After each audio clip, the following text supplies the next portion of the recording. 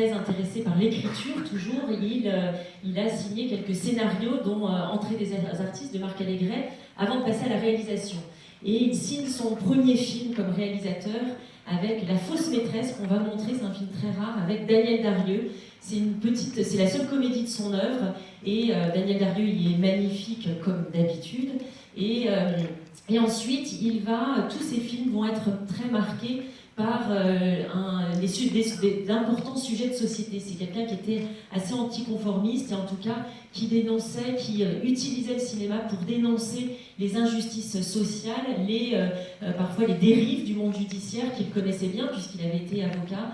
Il a signé, vous avez vu des titres défiler là sur l'écran. Il a, dans les années 50, fait toute une série de thèmes sur la justice, comme Justice est faite, nous sommes tous des assassins.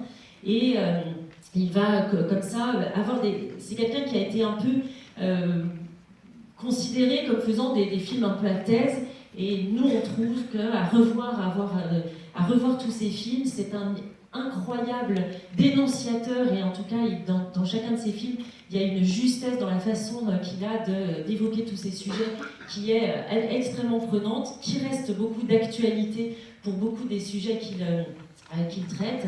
Et il va ensuite, plus tard dans sa carrière, c'est lui qui avait fait Mourir d'aimer, dont vous avez le souvenir, on en avait parlé en juin, où les risques du métier, qu'on montrera avec le film avec Jacques Brel, sur cet enseignant accusé par 3 jeunes filles de sa classe d'abus sexuels.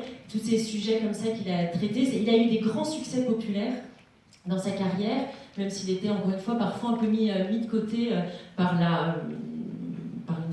critique, une critique qui se tournait plus vers ensuite la nouvelle vague et qui l'a mis de côté, mais à tort. Et nous, en tout cas, on est très heureux de montrer cette rétrospective qui a